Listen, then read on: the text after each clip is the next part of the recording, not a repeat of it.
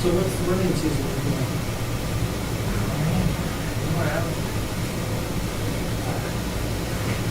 I'm not committed to any races this year so far. Don't let me forget it tonight. I'm still running. After she tried to call me last time when she couldn't get whatever she was doing to work, I didn't even ring back. Yeah. Not having her trying to text me or call me.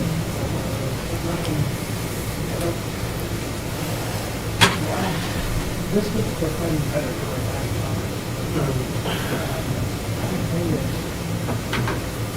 In the bathroom, it's set up to connect to my hearing aids. Uh-huh. So even though it's on silent, it rings in my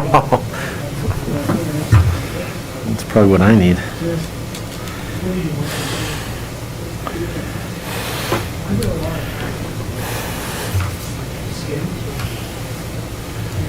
You can call and talk with her masks on. I think Patty had a mask on today when she No, called. she got a tongue ring And or is that tongue what it is? thing. I cannot understand her. I had No. to ask her nicely if she could slow down and talk a little louder. because I Well, was she having definitely gets trouble. all fired up too. What happened?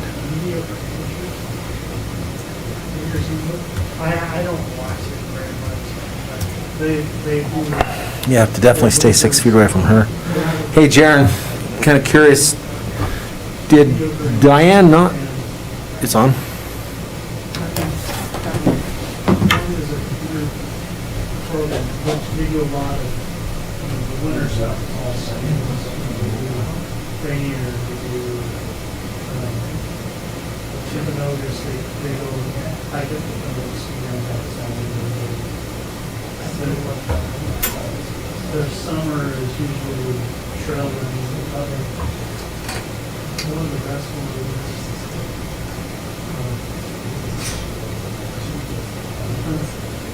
The first one is roughly 100 minutes. The first one is speed down 2 hours.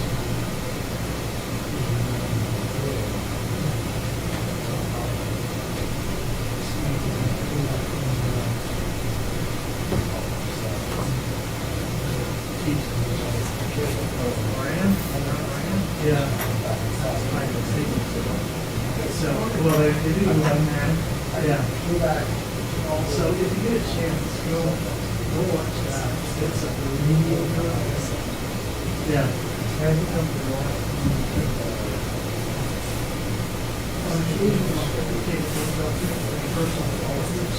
really not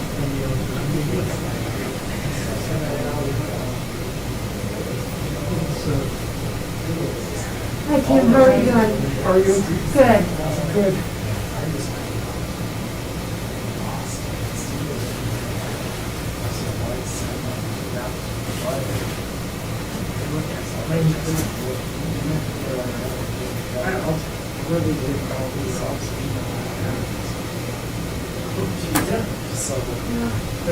I'd say yes, things have changed. Okay. And our one favorite son, Uh-huh. put something on Facebook. Oh, really? Because then it looks like sugar child. So. Yeah. More concerned about finding I do have a hard copy here, Ryan, of some of that. Okay. I don't know if it's that. Jeff, I guess. Yeah, I think. Oh, I should have made a seat for Jeff over there. Testing 1 2 1 2. Testing. Testing 1 2 1 2.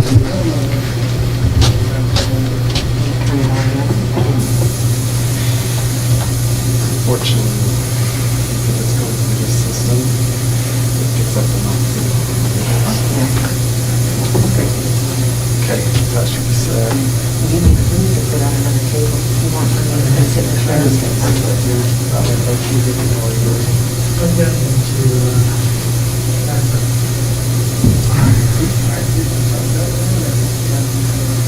And you've got your cinnamon, right? Yeah, I guess I better get on, huh? What time is it? San Juan.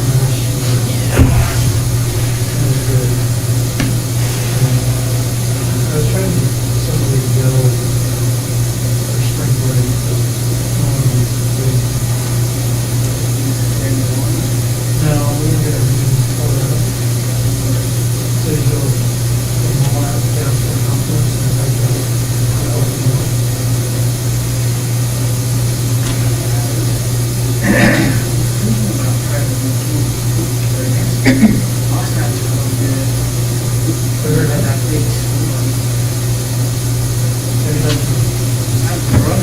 don't want to do it in the winter.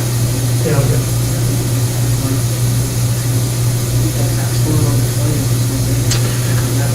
Jared, it's little, Yeah. So I've been to, Like Chromebook, does it have camera on the outside? Or just like turn it around? 16.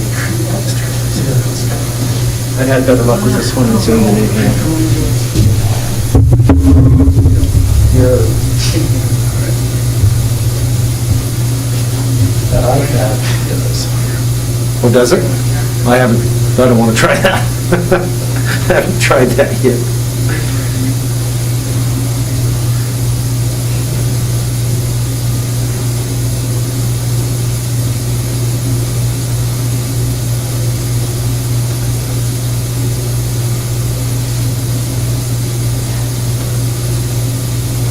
Hello. Hey, how are you? Good. Good. Hi, Tim. how are you? Good, how are you?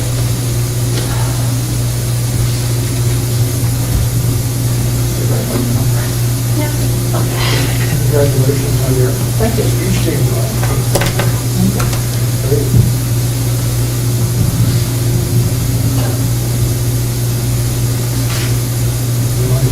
None of you mentioned the same for 4 years.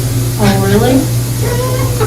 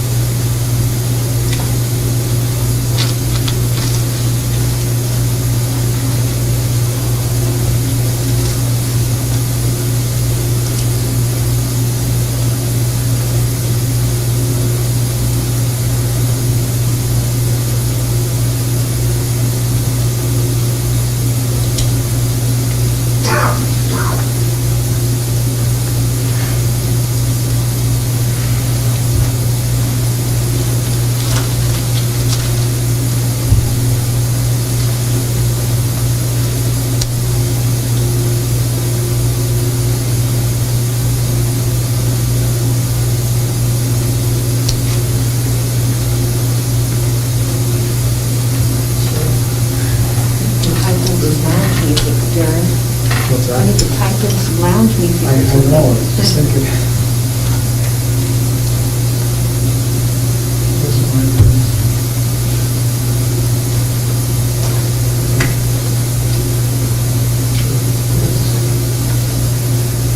That's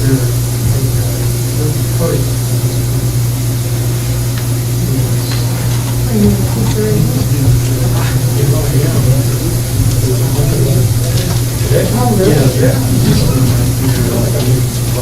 That's good.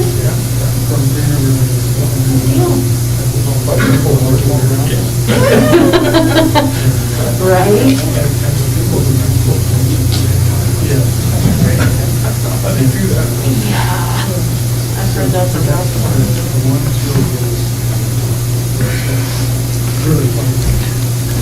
Get new glasses? Yeah.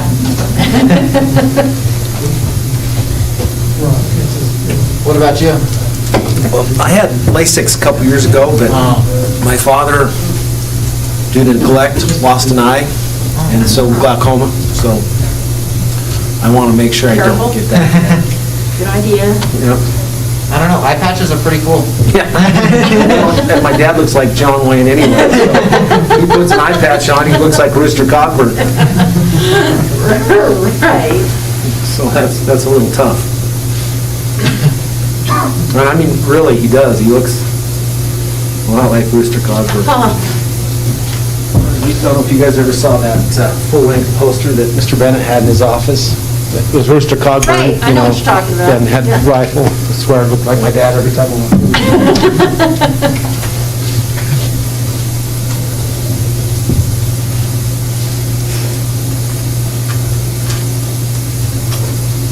Is this your senior year? Junior. Junior. So one more year to enjoy spring break. Yeah. Then next year you won't enjoy it because you'll be thinking about your senior project. Yeah, it'll be stressful. Have you thought about that? I think so. I think I'm actually going to just, I think I'm going to do an internship at the paper. Oh, yeah. Because I'm interested in doing music. So that, so that's awesome. That's the plan as of right now. No problem. Still, Jenny, you guys had a good run this year. We need to get you guys in and recognize you for the board, but probably not in April. We have a lot going on. But I think that'd be great. I'll talk to your sponsors. Hey Ryan, Yeah. it's Chris. I'm gonna go ahead and Zoom.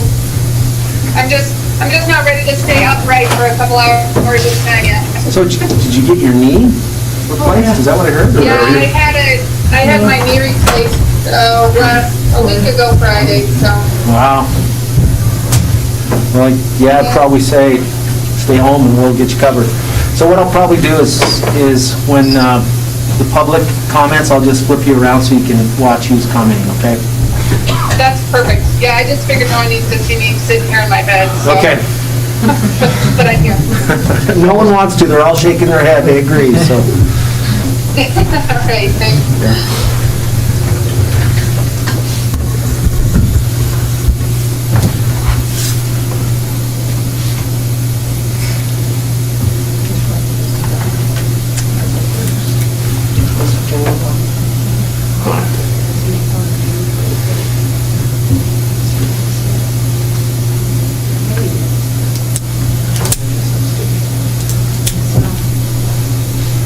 You guys deep in the calving yet?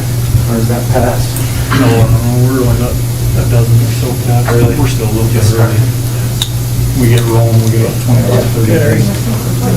We drove through Cold Hill. There's calves everywhere. I said, there's no way. There's no way. So the target date for my father-in-law is April 15th. Ours is April 9th. April 9th. Their heifers are March 15th. We're A from lot of Randall's people always do- over here. a lot of people like to Shed do was- that after and then anybody who sells calves want a calf earlier, so the calves are a little bigger. We don't sell calves, so they're not around.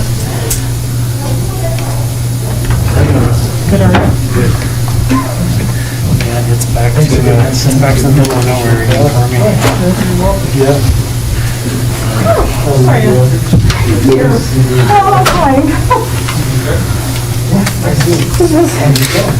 Today, pleasant accomplishment. I think Olivia's gonna bring mine here to the meeting, so don't be offended if I eat. I have no idea what she's gonna bring. Okay, I'm pretty open.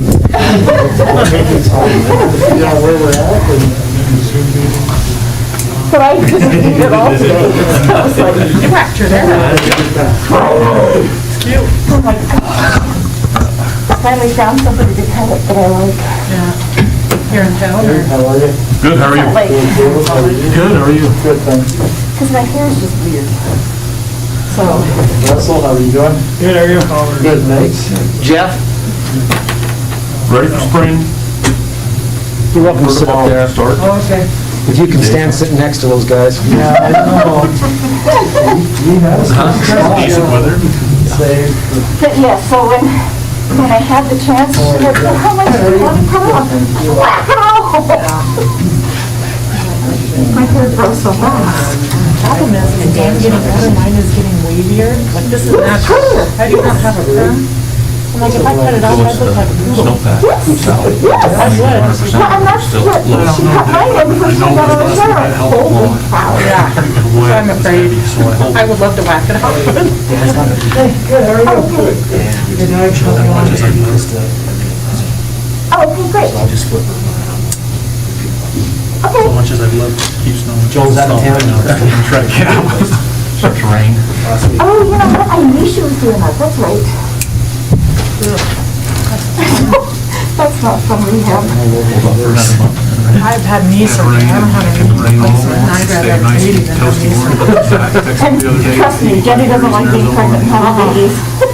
That's saying something. Yes, it is, it's saying a lot. Stay in Arizona for a year and something else. 6 months. That's what I mean, Both of them are sound good. Oh, great. cannot be mobile Hey, guys. anymore, it's Come back going until to they went just somewhere away from being both full on families. Jamie just said hi to you So they guys, moved so. there, he had no job, no equipment, nothing, they just showed up there. glasses. I You don't need to worry about responding, looks like you're on the road. Yes, don't worry about responding if you're on the road. Very safe. I'll turn off the video here. Just wanted to see if it works. Yeah, it does, we got you. Good. Well, in this one, we're not supposed to respond. No, this is just to take public input.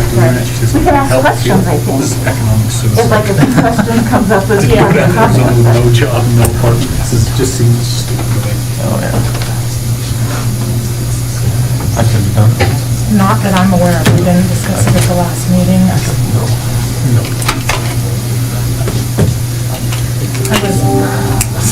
I was gonna talk to him tonight to see, because I know Sublette County. My in-laws even though the governor and the state is super. Well, I think that would have been brutal. I don't know, just a call. Guess I should turn my phone off, impose that rule that says, fight about every time your phone goes off, right, in the meeting. Well, and that was gonna get me the number now, for a long time, so COVID, I just barely got the vaccine, first it was a couple weeks ago. It's like, it's still gonna be,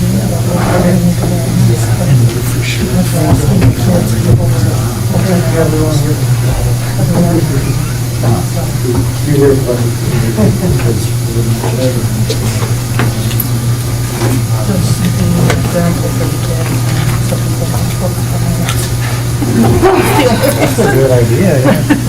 People not take it out.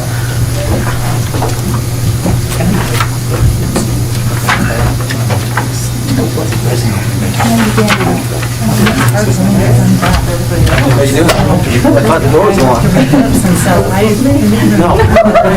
It's hard for me to hear what you're saying, because I can't. The new doorknobs we got, all the closets, you have to have a key to get in, so. Oh, really? Wasn't sure if that one was locked. Yeah.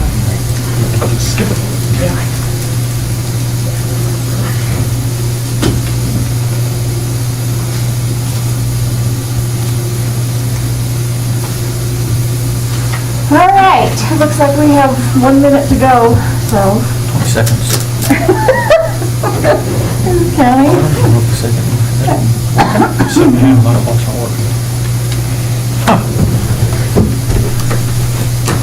I suppose it doesn't kill us to start early, does it? If we're this close? No, this close, I think you're good after You the think we're good? flag, we'll be good. You don't want to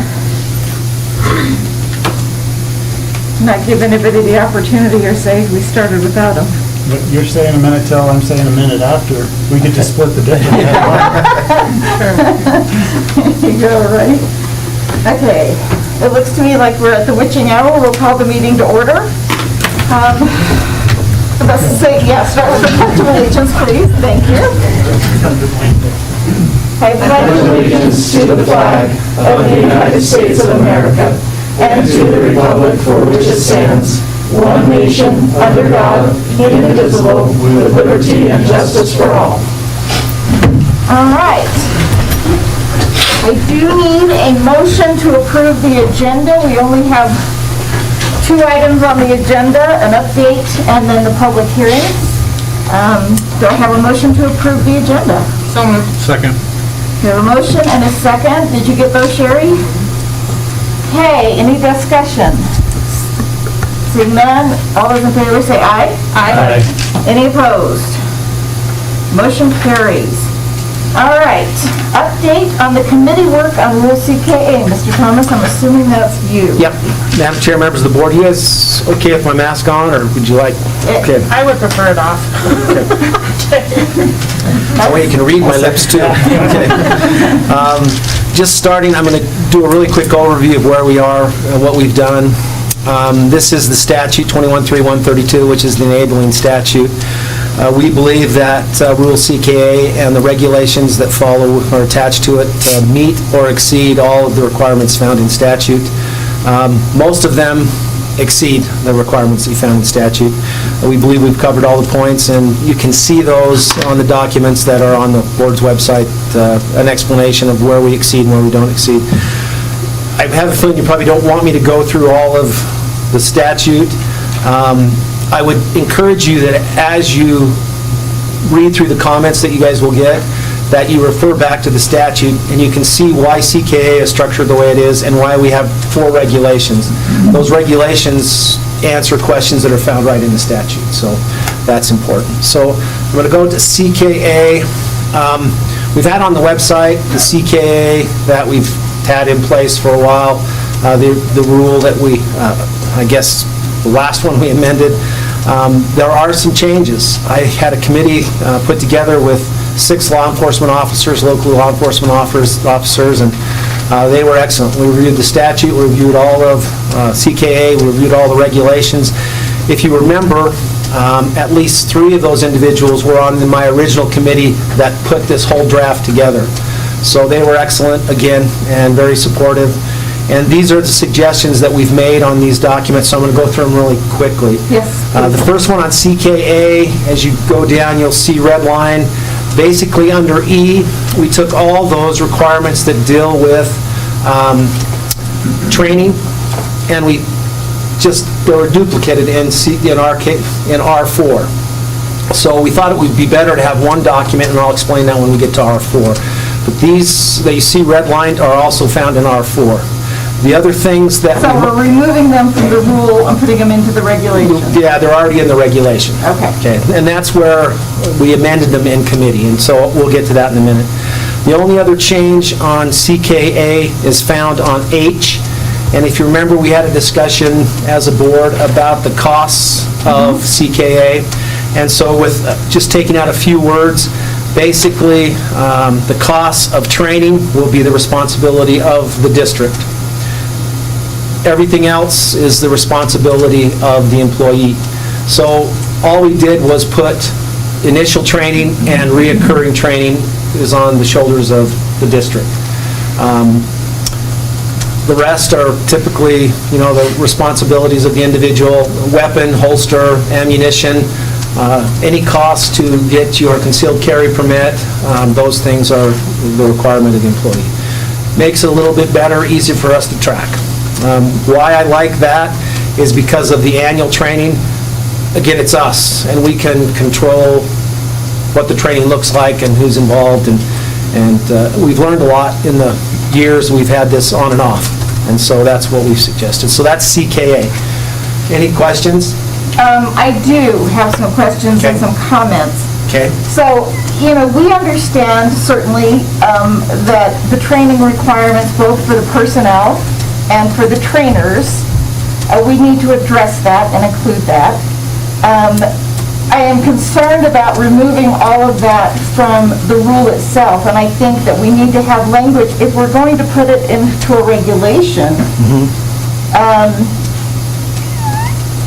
we need to adopt that regulation by reference into the rule. And it is there. If you look at E... Well, it doesn't actually, it just says it's going to be here, but it doesn't incorporate it by reference, and Jeff knows what I mean. We need language incorporating by And on reference. Jeff's part, he had the same concern. And let's get to R4, and I'll explain why I think it's better there. But Well, I don't disagree with you, but I am concerned about okay, it's not reference. not having that reference, or that particular provision incorporated by reference into the rule itself. Okay. I do worry about that. I do want it to be a part of the rule. Okay. So however we do that, I think it's important that it be Okay. part of the rule. Okay. Okay? Any other questions? It will be done. I'm just one person. Well, again, you're not, because Jeff said the same thing. So this is R2. Oh, excuse me. It's not the one I wanted. This is R1, and R1 is the application process.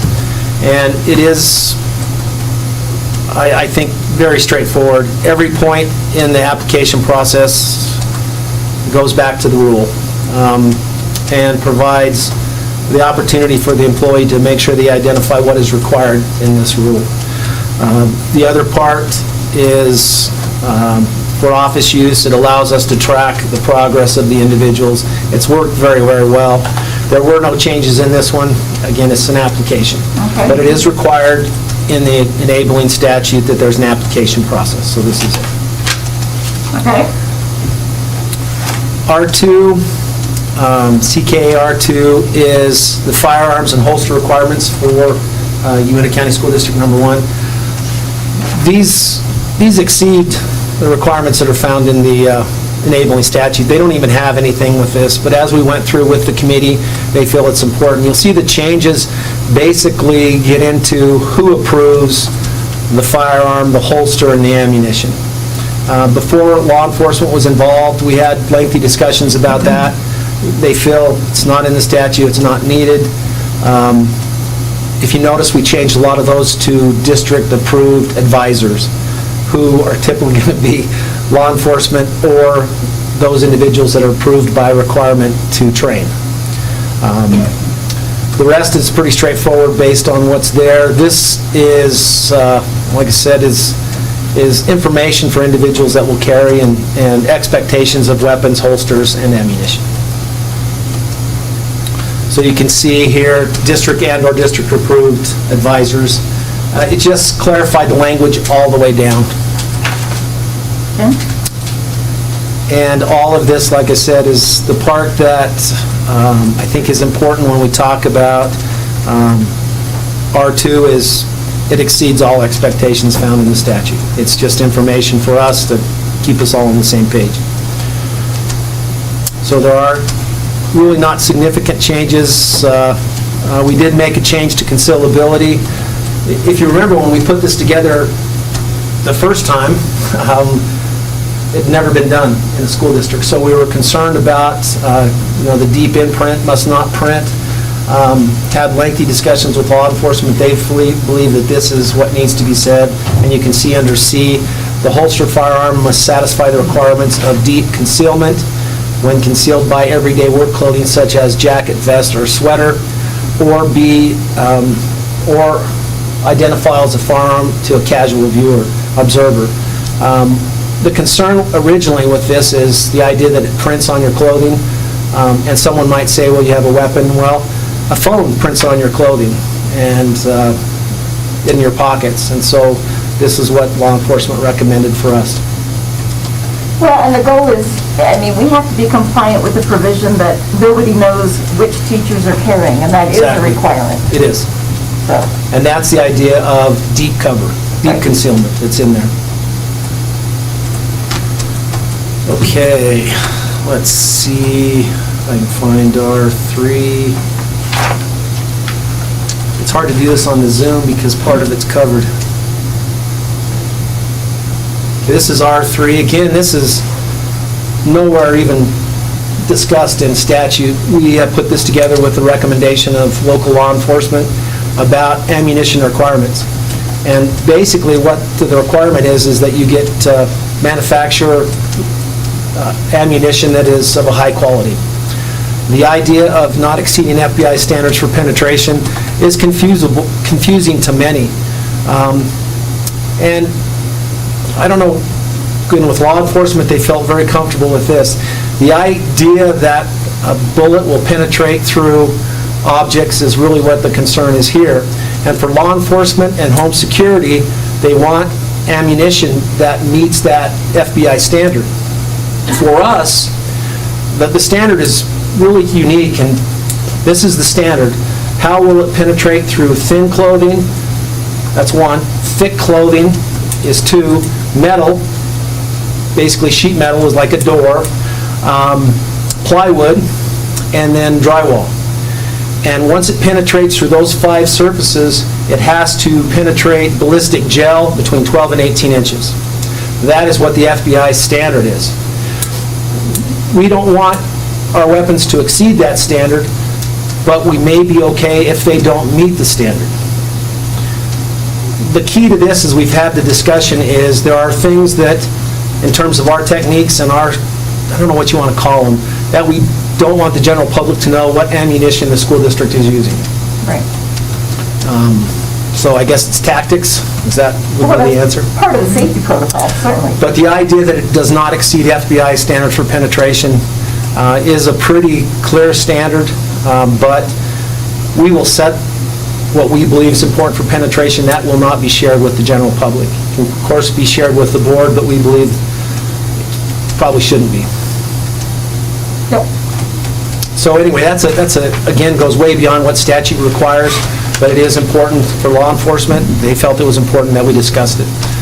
So you can see, again, when they apply the application process, they tell us the weapon serial number, ammo used, and that's where the beginning of that approval process begins. When they do the annual training, the recertification training, we have a certified individual that will okay that ammunition. That's also in here too. So again, I asked law enforcement flat out, it's not in the statute, should we just remove it in case it causes issues? They recommended we didn't, and so we haven't, but it's there to remove if you need to. R4 is probably the ones that we need to spend some time talking about. And the first sentence that we changed here is probably the important part, and why it's nice to have it in one regulation is because this attachment to Rule CKA will establish ongoing training requirements, curriculum, and instructor qualifications subject to approval by local law enforcement. This is the area in the statute that when you read it and when we were advised by WDE, we felt that those standards could be established by us and local law enforcement. They didn't need to be identified. Of course, we found out that they wanted them identified. So this is the identification.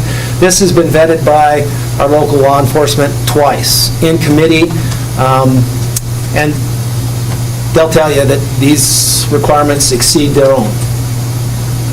So in terms of trainer qualifications, the bottom line is what we didn't go with is a specific certification. We went with all those things that led to that, basically, because there's only really one organization that has those for law enforcement and for the public, and that's the NRA.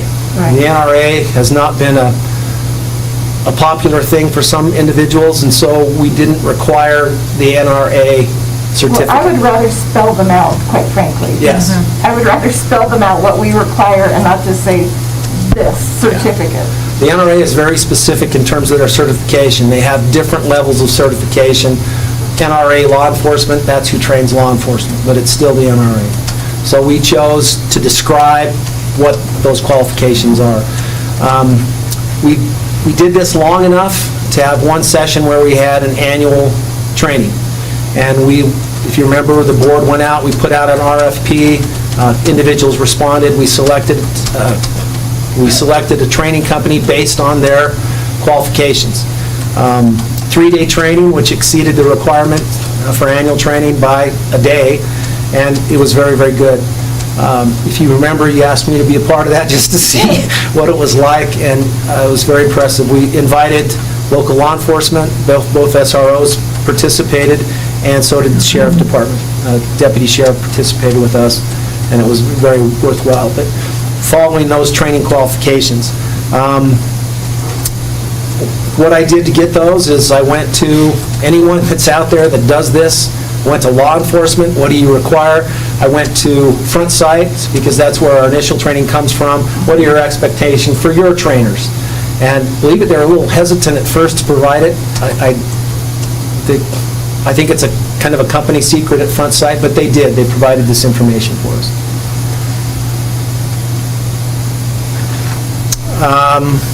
The training requirements exceed the expectations that are found in statute. And these are minimum requirements. And that's sometimes confusing. It talks about 16 hours of live fire and 8 hours of scenario. Our initial training is 4 days. So we exceed the statute requirement and even the requirement here. But again, these are minimum requirements. We won't go below that, but we go beyond it. There are other districts that have approved a CKA document that require much more. And then there's one that basically requires statute. That's really up to us. I can tell you, again, at the recommendation of the board participating in the 4-day training, it is rigorous. And when you leave there, you feel very comfortable with not only carrying a gun, but all the parts of the curriculum that's in this. And that's by the way, all these bullets that you see, that is the curriculum. That is what is being taught in those evaluations, which is required. Again, that doesn't have to be, but they recommend that it, again, what's the wording? I always forget it. That subject to approval by local law enforcement. You can see the minimum 8 hours of scenario-based and then the curriculum involved in that. Typically what front sight is, to describe it, it's 4 days. You shoot about 800 rounds, which is a lot in a 4-day training. And blended in those 4 days is the 8 hours plus of scenario-based training. The annual training that we provided in the district was fantastic with the scenario-based. We actually trained in our schools with our SROs and a qualified trainer. It was very, very good. Matter of fact, it was probably better than the 4-day training if you talk about what someone in the schools need to know. So that is the changes that we've made. Any questions to any of those?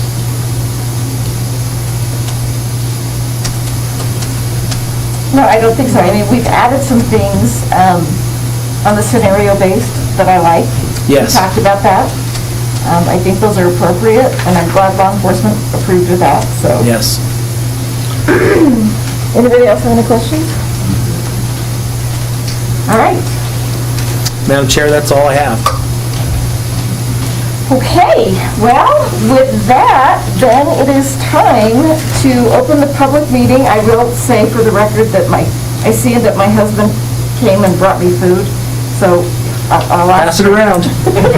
I'll ask your indulgence if I snack while we're listening. I don't mean to offend anybody. Starts on this side and works its way this way. Everybody grab what you're gonna get. Thank you, dear. I just want fries. Forgive me if I snack. But we do, not only does the law require that we do this, but we as a board, I know, feel it's really, really important to get the input of the community. We got some really, really good feedback and information every time we've done this, and want to give that opportunity to the public again. So with that, we will open the public hearing. Obviously, we're taking comments on the proposed policy and the changes just outlined by Mr. Thomas. And would invite anyone to come up, state your name. I believe we have to ask for where you live to make sure you're a district resident. But other than that, happy to hear what you got to say. I've got my notebook here. I'm ready to take notes.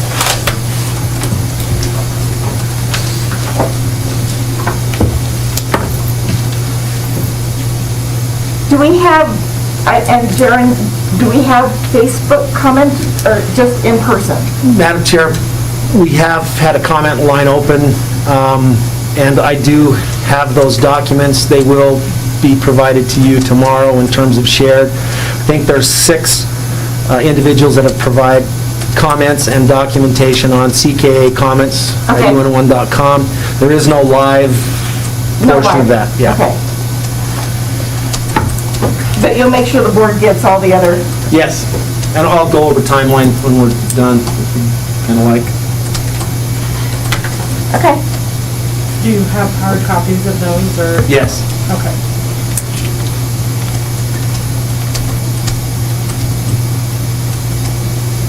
Wow, anyone, Bueller? All right.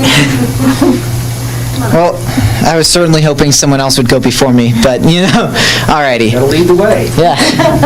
Well, I'm Aiden McGuire. I'm a junior at Evanston High School. My address is 132 Barrett Avenue. Before I get going, I just want to clarify, this by no means is representative of any organization at the high school. I'm not here on behalf of any group that I'm a part of. This is simply my own opinions. And further, I respect all of you guys. All of you are great people. I've had interactions outside of school with some of you. I've had interactions with you in the past, so anything I say, please don't take that personally. It's nothing against you guys. So, simply put, I am adamantly opposed to this policy. And there are a couple of reasons for that, so let's just hop into it. The first reason being cost.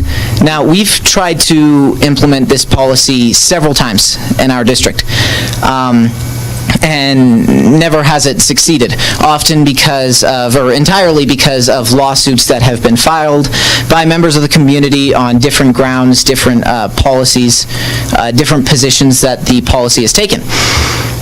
And because of those lawsuits, we have spent, by my count, tens of thousands of dollars defending this rule over the past several years. And we're in the midst of a statewide budget crisis, frankly, a nationwide budget crisis.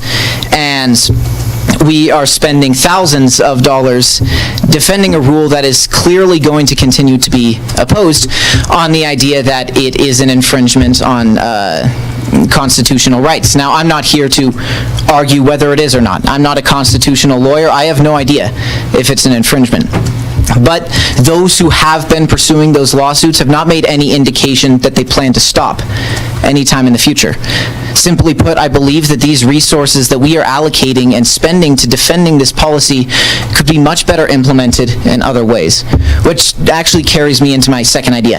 Now, I'm a member of the Friends of Rachel's Club up at the high school, and like I said, this is by no means a representation of that organization. But last year, we had that group, the Friends of Rachel's group, come to our high school.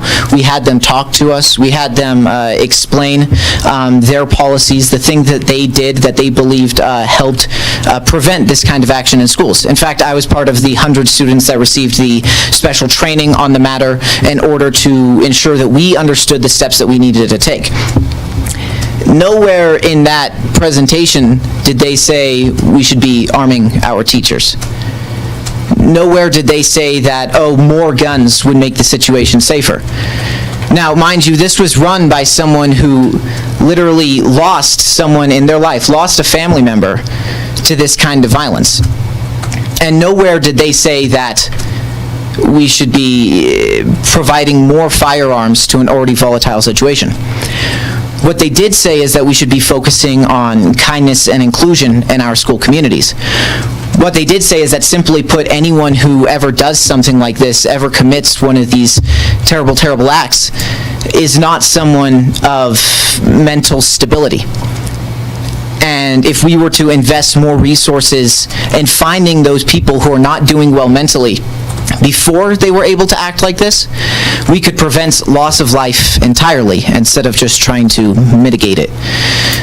Finally, if we just look at historical precedent, adding more guns to a situation has never resulted in less people dying. Adding more opportunities for violence has never resulted in more peace. I mean, let's just look at the past few weeks. In the past few weeks, we have seen 2 mass shootings, one in Atlanta and one in Boulder, Colorado. In the one in Boulder, Colorado, there was a police officer who was shot. This is a man who trained for years to handle situations like this, and he was still a casualty. If anyone should have been able to prevent themselves from being a casualty, it should have been someone who has been trained in this. And this is by no means disrespectful to that officer. But if a police officer was someone who was a casualty in something like this, in one of these acts of violence, how exactly is it right to trust teachers to fill that spot, to fill their shoes? A few weeks ago, we had a training of sorts. I believe it was the Alice training up at the school, where during our 4th period, I was in Spanish. The alarms went off, the safe defend boxes were opened, and we were told to barricade the doors, hide in our classrooms, etc. Me and a fellow student went up to begin barricading the door, and because of the position of the Spanish classroom, that was one of the first doors that the resource officer opened. If that had been an actual shooter, if that had been a violent situation, I very likely would have been killed. Now, my teacher, Mr. Paddock, had he had a firearm on the other side of that classroom, I and my fellow classmate would have still very well been in the range of casualties. I and my classmate would still very likely be dead. Even if he had a firearm, it would not have saved my life in that situation. I'm going to go on a bit of a tangent here, but I promise it relates back. My favorite book of all time is To Kill a Mockingbird. And if you're not familiar with the plot of that one, simply put, the overarching idea is really a sentiment on segregation, human rights, and the Jim Crow South. In the story, Atticus Finch is a lawyer. He's the father of the narrator. And near the end of the book, he has to defend an African-American man who has been accused of rape and assault. Now, it is very obvious throughout the book that this man did not commit those crimes. But because it was Jim Crow South, the jury voted unanimously that he did indeed commit those crimes. Atticus Finch is the name of the lawyer, and towards the end of his speech, he pleads with the jury. He says, "In the name of God, do your duty. In the name of God, believe this man." It is not the school board's job to defend our Second Amendment rights. The school board's job is to preserve the safety of our students, to preserve the education of our students. And I do not believe that this policy would do that. So in the words of Atticus Finch, in the name of God, do your duty. Now, I have to go to a musical rehearsal, so if anyone wants to come see Fiddler on the Roof, May 6th, 7th, or 8th, that'd be great. And now I understand why you did so well in speech and debate. Congratulations. All right, thank you. And you guys have a good one. Thank you. Thank you. You should be proud, Sheila. Thank you. Very self, Sheila. That's excellent. Careful. No kidding. Got your mask on, but you still gotta watch where you're walking. Just no kidding. Doug Rigby, 71 Hathaway Avenue. I want to start by just saying it's truly impossible for me to separate my role as a district employee and that of being a dad of a daughter at Evanston High School. So just know that going in. It's been a quiet year, and that's been a good thing. We've not, although Aiden mentioned a couple of shootings, thankfully we've not had incidents in schools. I think a lot of that has to do with so many schools that are online and not in session at all. Absolutely. What's interesting, I was watching a show with my family, and the plot of the show happened to be centered around a school shooting. And for me, I've been worried about COVID all year. I've been worried about how do we keep our kids in school all year. And that particular show kind of brought it all back to me in terms of why this policy is so important and necessary. CKA, in my mind, is a last resort. It's not the first thing that we do to protect our kids. It's the last thing that we do to protect our kids. We have the standards response protocol that takes care of everything from a moose on the loose in our playgrounds to an active shooter in the building. We have the Safe Defend program, or Safe Defend boxes and early alert system. We use that as an immediate signal in our schools to alert staff and students that they need to get behind a locked door immediately, and it also immediately alerts law enforcement, so we don't have to go through the whole somebody needs to call 911. That's taken care of for us. So it certainly reduces response time. Also with Safe Defend, there's a toolbox with items that can save lives as well as defend lives in terms of the tools that are in that box. Aiden also mentioned the ALICE training. ALICE training for our staff and for our students in how to fight back and not be a helpless victim in those circumstances. What CKA does in my mind is it takes care of those kids that can't get behind a locked door. Those kids that are in the media center or the cafeteria or the gym. We've got a lot of things to help protect kids once they're behind a locked door. It's getting behind that locked door, and what are we doing for those kids that can't get there? Again, it's the last resort, but I want that last resort between my daughter and an active shooter. That's what's important to me. We've heard about the need for cooperation with law enforcement. I wasn't part of the original committee, but I can assure you that law enforcement is a major player and a major partner in the work that we've done on this rule.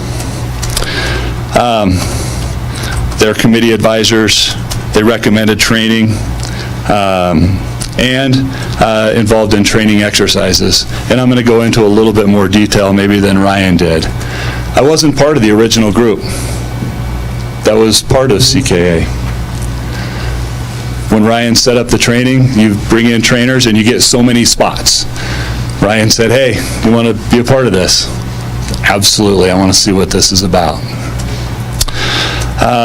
Qualification of trainers. We've talked a lot about, there's been questions about qualification of trainers. I can assure you those guys were trainers. They not only train police, they train military. They are trained at the highest level to train some of the best that we have that represent our nation. And they were intense, very intense. The intensity of the scenarios, I can absolutely assure you that my brain knew that I wasn't going to die in the scenarios that I was put in, but there's a part of my brain that didn't understand that in each of those scenarios. And getting shot at, I don't know what that stuff's called. It was simunition or, right? It hurts. I'm just going to tell you, right? And so when you're going through those scenarios, it's not real. I knew I wasn't going to die. Deep down, I knew that I wasn't going to die because the bad guy that's shooting me isn't going to kill me. But it was still real as you can get. I had the opportunity to train in some of those scenarios side by side with our law enforcement. Deputy sheriff, school resource officers. I have an entirely new appreciation. I've always supported law enforcement. Got a blue line flag on my truck. That's how much I support law enforcement. But I have a whole new appreciation for what they do. Going through those scenarios and watching them do their job was absolutely awe-inspiring. So we were forced to make split-second decisions. Shoot, don't shoot. What's the background? What's behind the bad guy? Or who's going to get hurt if we shoot?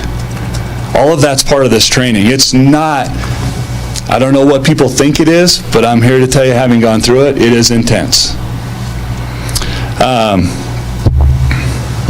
Anyway, I'll stand for any questions if you have any for me. Obviously, I'm in support of the policy, both as a district employee and as a father. Thank you, Mr. Reed. Thank you. Thank you.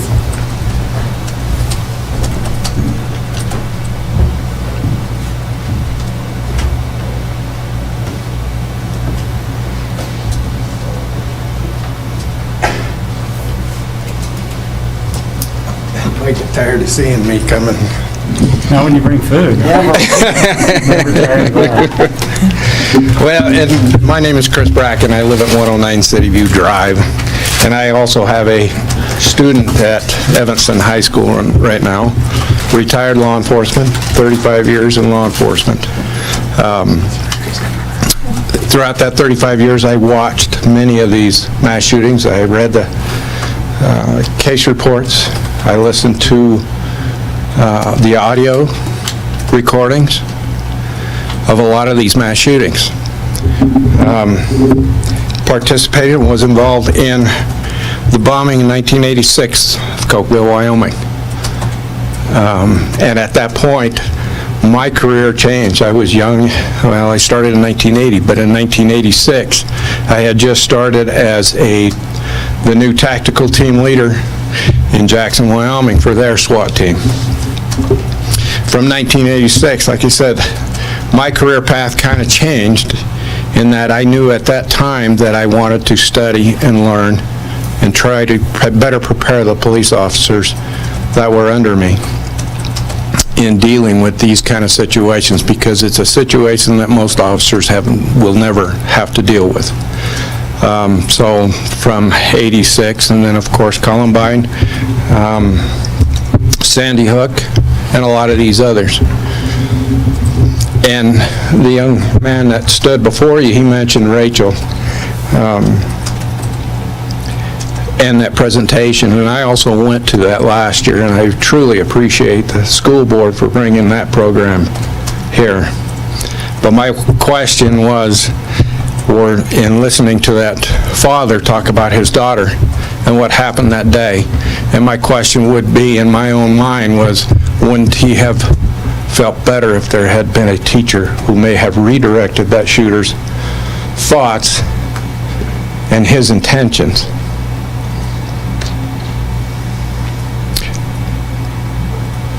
I support this policy because the teachers are not being told to aggressively go after a shooter.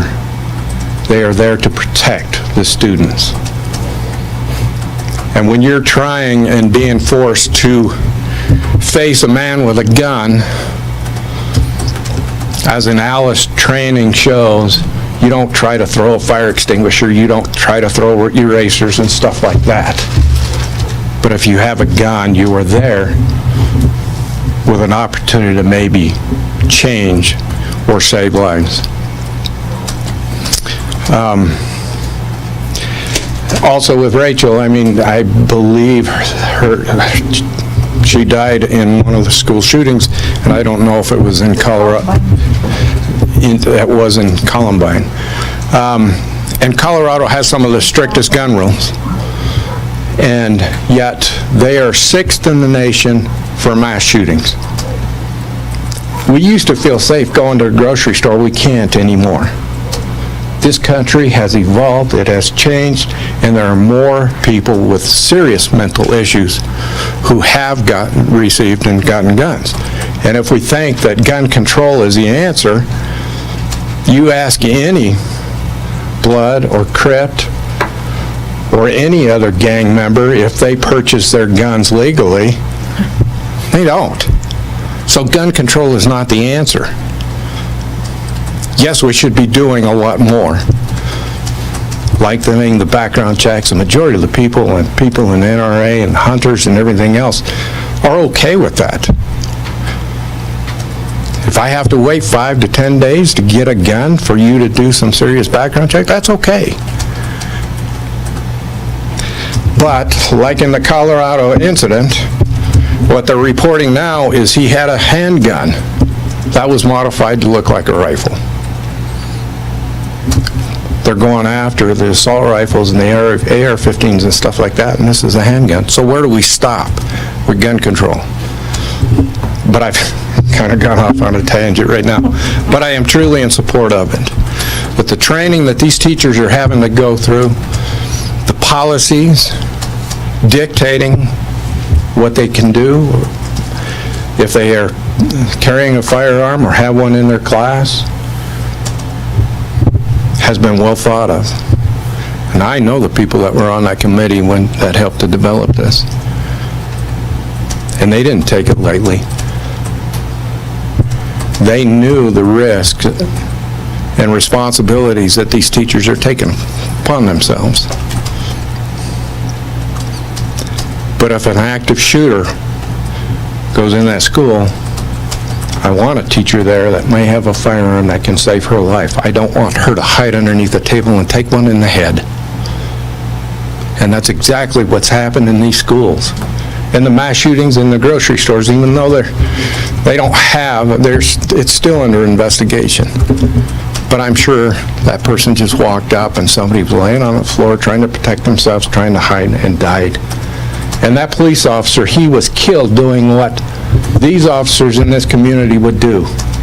And that's to run into a situation when there's an active shooter, to redirect that shooter from killing innocent children and teachers to engaging a police officer.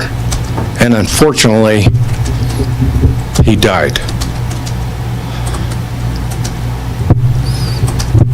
And I think your teachers would do the same thing. They would give their lives to save the children, but give them the means and the opportunity to try to do it without trying to throw an eraser or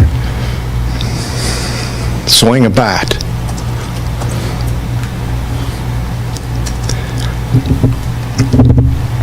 I hope you will continue on with this policy. I hope that you will continue on with the fight, because the fight is because somebody is representing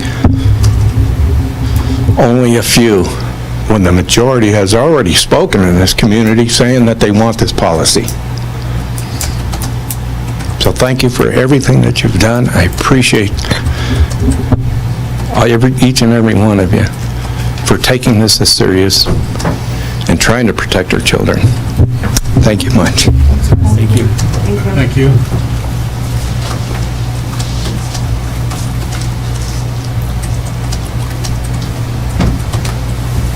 Probably the only one left.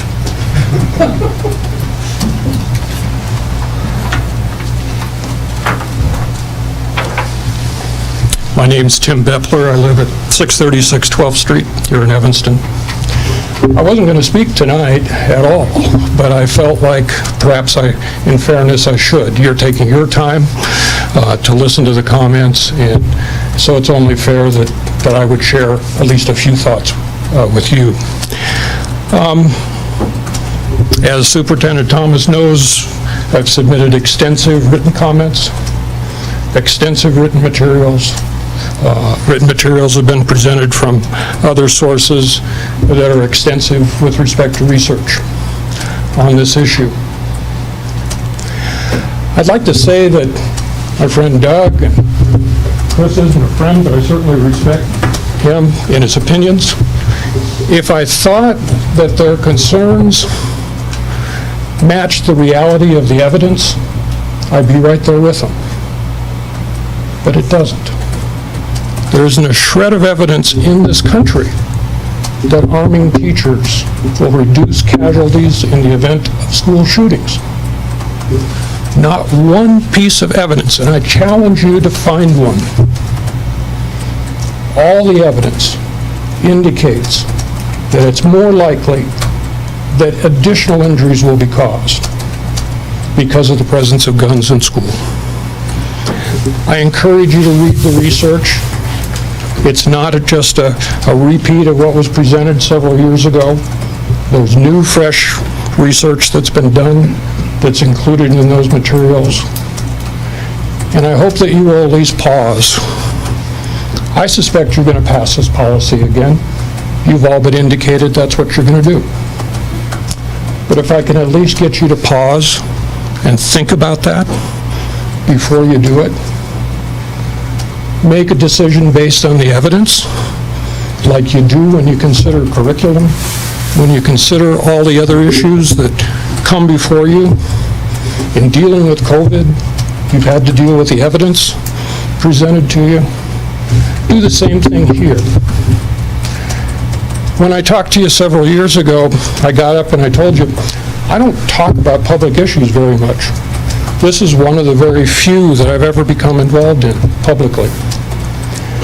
And I got up and spoke at that meeting because there were people at that meeting who were really pressing an issue that I didn't think related to the safety of children. And I think you're still seeing that playing out in the legislature now. And I know that you have fears about some of the legislation that's being considered out there.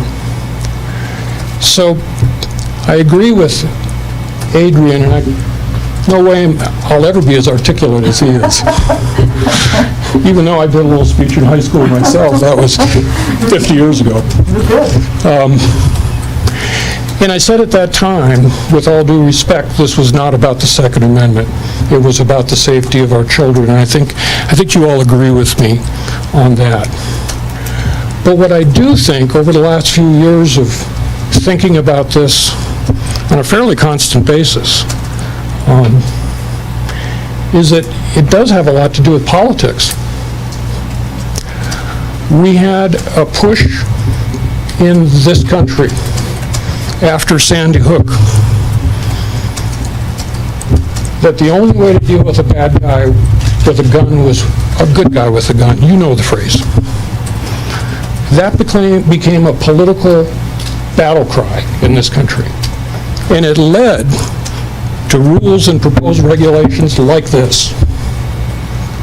It didn't lead to any more safety in the schools, because there's no evidence of that.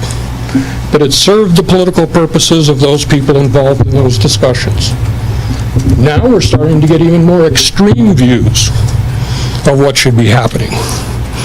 Some people would like to be able to carry a gun into this room anytime they feel like it.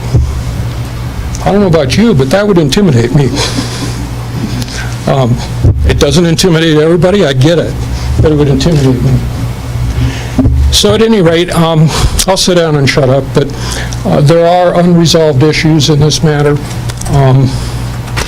I do take it, I've tried to stay impersonal and professional about this through the entire discussion.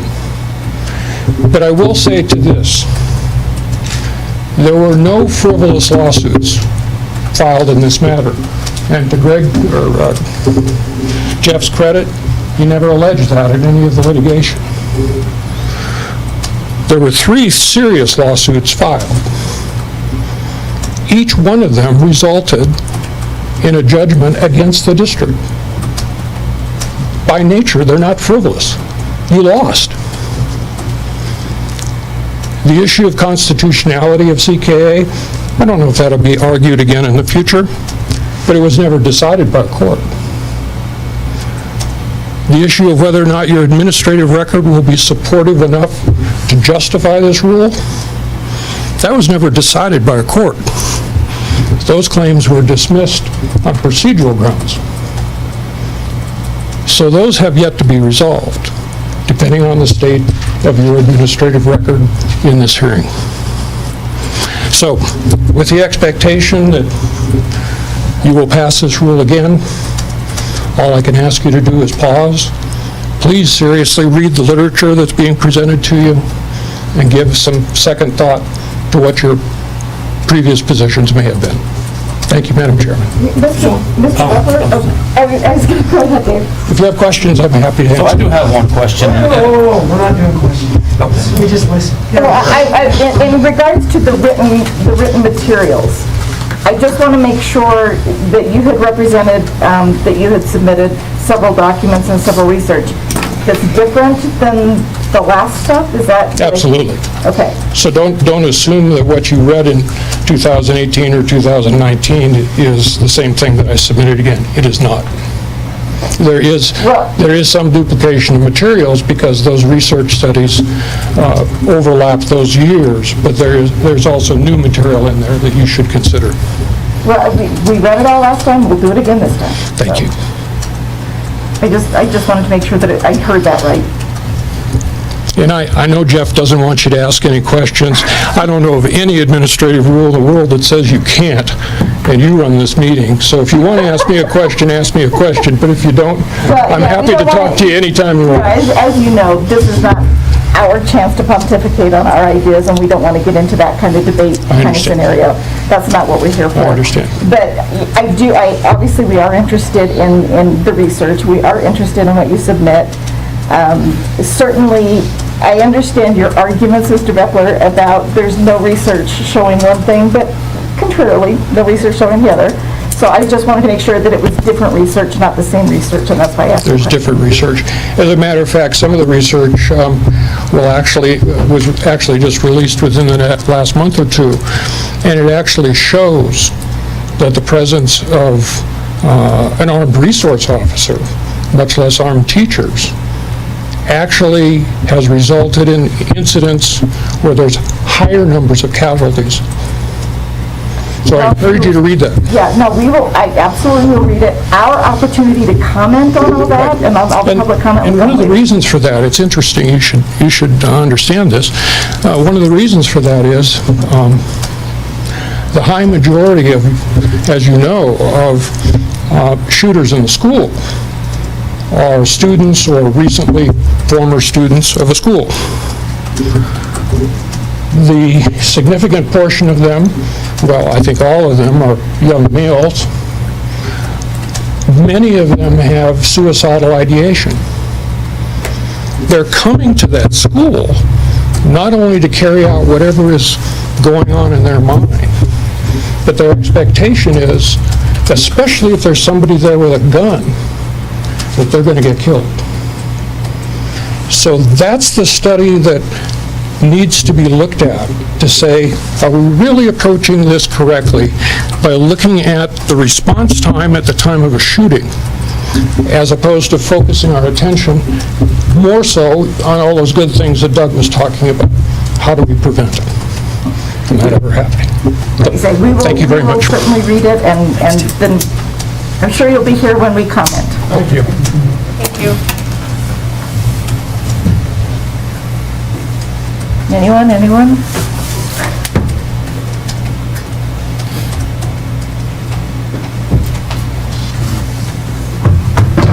I'm not seeing anybody. If there are no other public comments, then we can close this public hearing. At this point in time, just so everyone knows, the online public comment, it remains open for how long? Is that closed tonight Till as well? tomorrow, yeah. Till tomorrow? If I can I just do a quick timeline for everybody? Yes, that's what I was hoping for. So what we'll do is we'll take all those comments, we'll put them in a document, allow you to have access to them. So I've downloaded Mr. Beppler's letter. I'd really encourage you to read it. They're very good. We've got a couple other good pieces that are in there. Excellent. I think just help you in terms of formulating your ideas and how you respond. So on the 13th of April, you'll have a chance to comment on the documents and the comments you've received. That's when you can comment. That will allow me to gather the information I need to respond back to all of the comments like we did last time.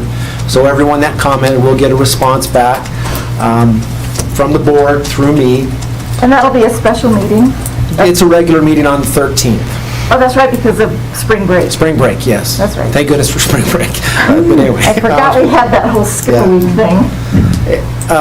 And after that, like I said, May, it's truly up to the board's discretion. You would be in a position where you could approve those comments and potentially approve CKA, or June, however that goes. I believe that timeline is accurate. So those decisions have not been made. That's up to the discretion of the board. And approve or disapprove, I guess, either one of those, how that goes. But if you remember how we did it last time, every comment we received will be responded to and by the board, basically. Well, that's kind of the timeline now. Okay. Anybody else have questions on sort of timing or what comes next or anything like that? Okay, thank you everyone for coming. Certainly we appreciate that. I think what everybody has in common, I think as Mr. Beppler pointed out, what everybody has in common is that we want our kids to be safe. That's the goal of this board. I think even Aiden said it, that we want kids to be safe, and nothing more than that. So we may have different ideas on how to get there, but we'll comment on that, and the board will make decisions accordingly. So thank you very much. I'll get that link to you tomorrow. Thank you. All right, unless we have any further business, we will entertain a motion to dismiss and adjourn. So moved. Second. So motion and a second. Any further discussion? All in favor, say aye. Aye. Any opposed? Aye. That's an in favor. In favor. Thank you, everyone. Thank you, guys. Thanks, Krista. Good luck. Drive carefully out there. We'll see you. All right. Sorry. No, I kind of knew that going into this, and then I was like, oh, you know, I think it's just, we're supposed to be here and here, but. You'll have your... Yes. Yeah, so... I don't think we're turned off yet. We're still on? Through email? We're still on. Yeah, good.